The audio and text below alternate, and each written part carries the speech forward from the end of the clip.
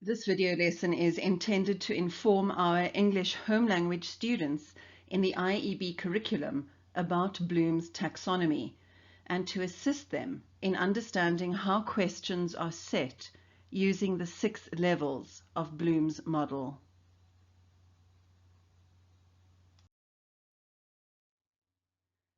First, we have to understand the meaning of the word taxonomy. When you look up the word in a dictionary, you'll find this. Taxonomy is a noun, and it refers to the method of classifying various things.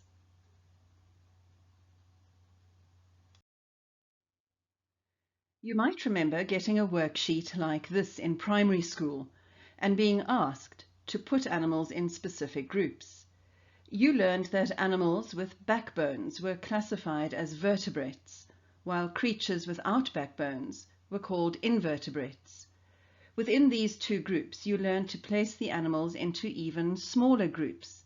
You learned about mammals, birds, fish, reptiles, amphibians, and all sorts of insects and creepy-crawly categories like mollusks and arachnids.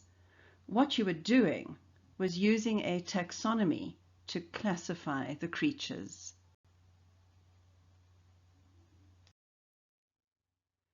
In high school, you learned that these groups of animals could be further subdivided into species, families, classes, and other categories.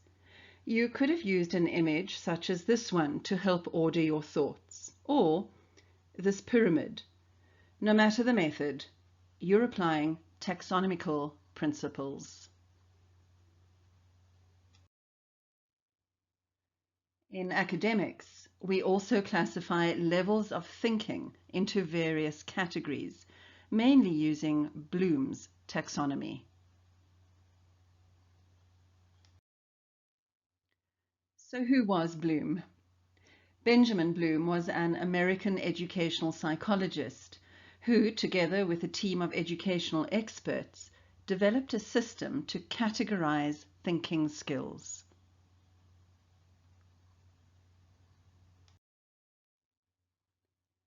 Many of his quotes are as valid today as they were when he first published them, such as this one.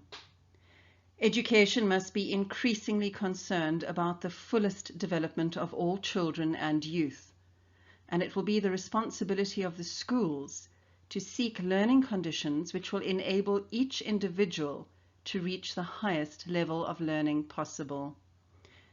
In the English classroom, this is our aim, that you reach the highest level of learning and thinking possible.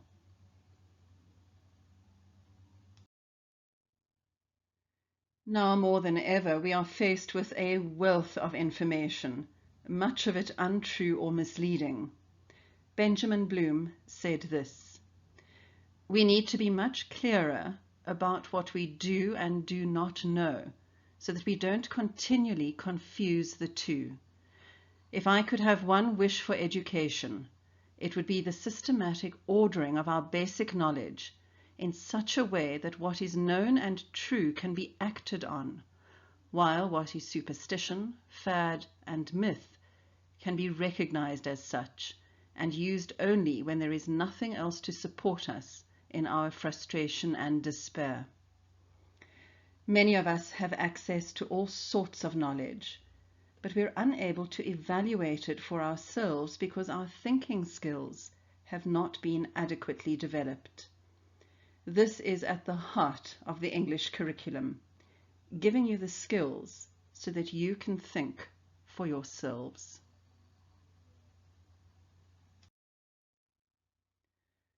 This is a depiction of the levels of thinking as designed by Bloom. You might find other examples that have evaluate at the top of the pyramid, but we are using the revised taxonomy, which puts creation at the top of the pyramid. Teachers use this pyramid when setting your assessments, your tests and exams. Many of you will feel that you have studied very hard and that you should get good marks, and are then bitterly disappointed when you get your scripts back and see that you didn't do very well at all? That's probably because you were only able to remember and to understand your work, which are considered the lowest order of thinking skills.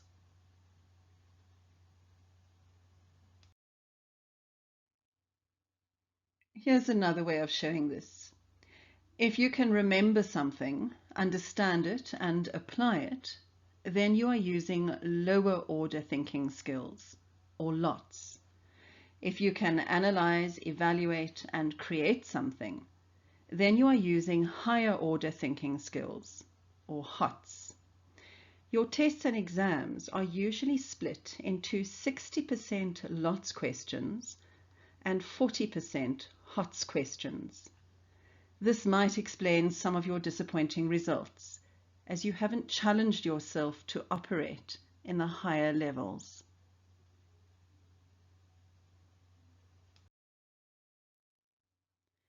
Let's have a look at what each of these sections mean in relation to school assessments.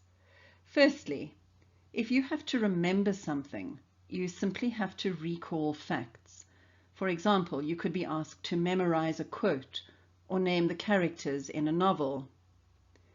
If you understand something, you'd be able to give a short summary of a story or tell the difference between two characters in a novel.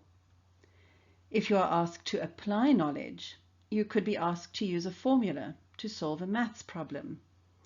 All of these three levels are considered lower order thinking skills.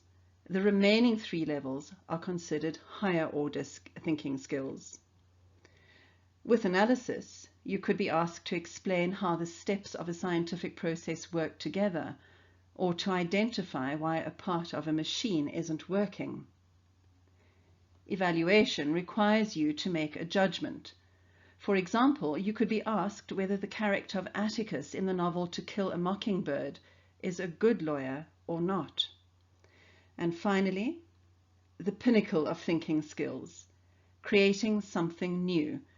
For example, design a solution to a problem, write a poem or an original story. If you can create something, then you have truly mastered a skill.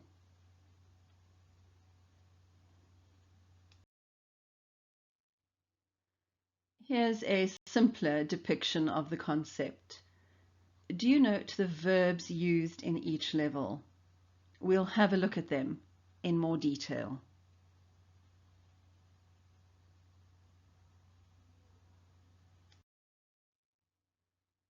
The key to understanding what level a question is in the verbs used in the question. If you're being asked to remember something, the verbs in the question will be describe this, or name that, or list the characteristics of.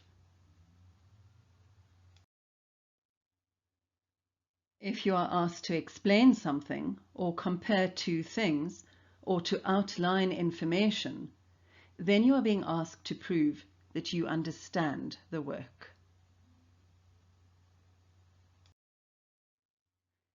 If you're being assessed on your ability to apply your knowledge, then the key verbs will be complete this statement, or examine this evidence, or classify the information.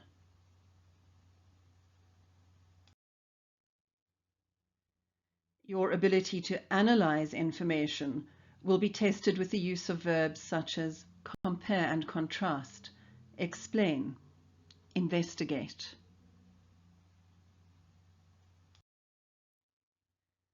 If you're asked to justify a point of view or assess information or rate items or actions, then you're displaying your ability to evaluate information.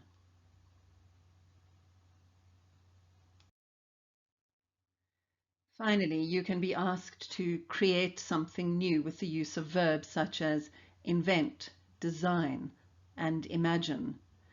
These verbs should give you a good idea about the level of question that you are asked in tests and exams. So what does this look like in practice? Imagine that we are studying a section of work on space, and that we want our students to utilize all 6 levels of Bloom's cognitive thinking skills while studying this unit. Level 1, remembering, could include activities like this: cutting out pictures, making a list of words, listing the names of the planets, all fairly simple instructions that every student should be able to do with ease.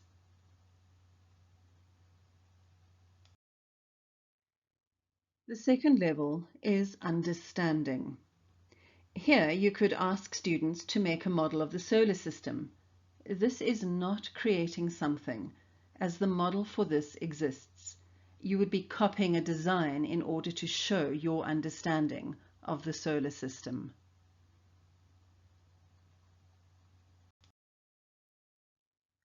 The third level is application, and is still considered a lower order thinking skill. Students could be asked to make a list of questions that they would like to ask an astronaut about life in space, applying their knowledge of what they've learned about space, the lack of gravity, the challenges of living in an enclosed area, for example.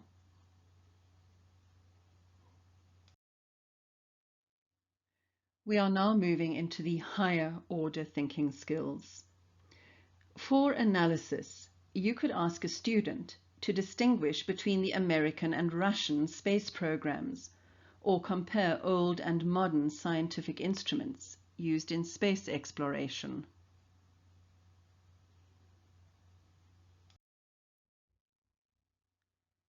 The second last level, the fifth one, is evaluating. Here you could ask your students to compare the benefits of living on Earth compared to living on the Moon. Or you could explain which planet you would like to live on and why. Your answer will be judged on the quality of the reasoning that you give when explaining your choices.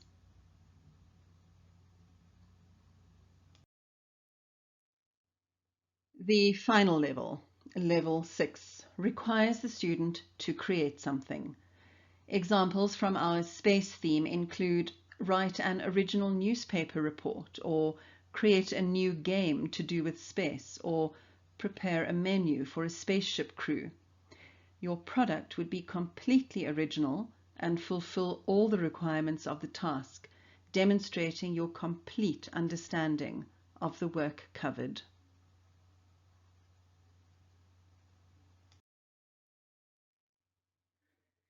So what has this got to do with your English work this year, you might ask?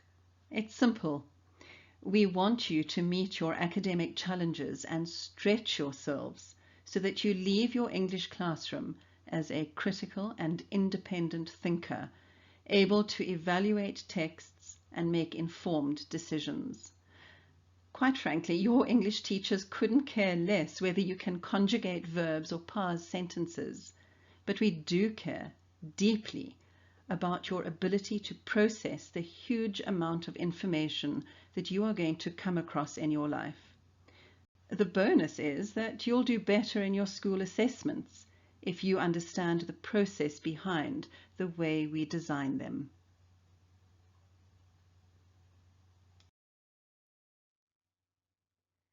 A last thought closely linked to Bloom's taxonomy is the learning pyramid.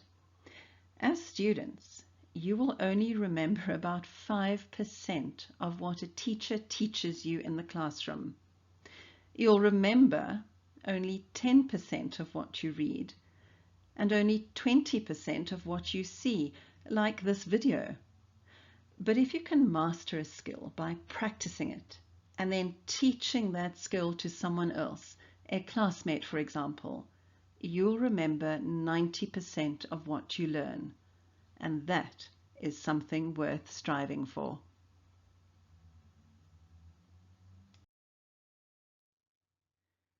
I'd like to point out that many language teachers prefer to use Barrett's taxonomy. English teachers in the South African IEB curriculum follow the official subject and assessment guidelines published by the IEB, known as the SAGS document. This requires us to use Bloom's taxonomy when setting our tests and exams, and for that reason, This video lesson has focused on Blooms, not Barretts.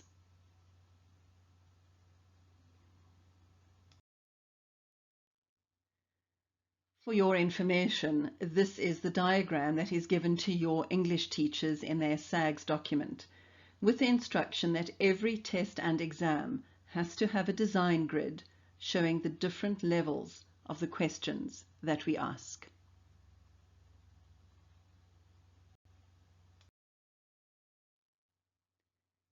This is an example of what a design grid looks like. It's for the 2019 Grade 12 IEB English Home Language Paper 1 question paper, which made use of the older Bloom's taxonomy and a 55% lots, 45% HOTS split.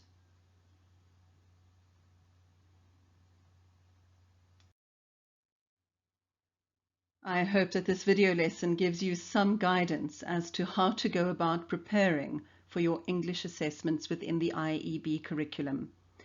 Remember that listening to your teacher is good, practicing the work is better, but teaching someone else the work, explaining the concepts to them, is the best way to master the skill. Good luck for the year, everyone.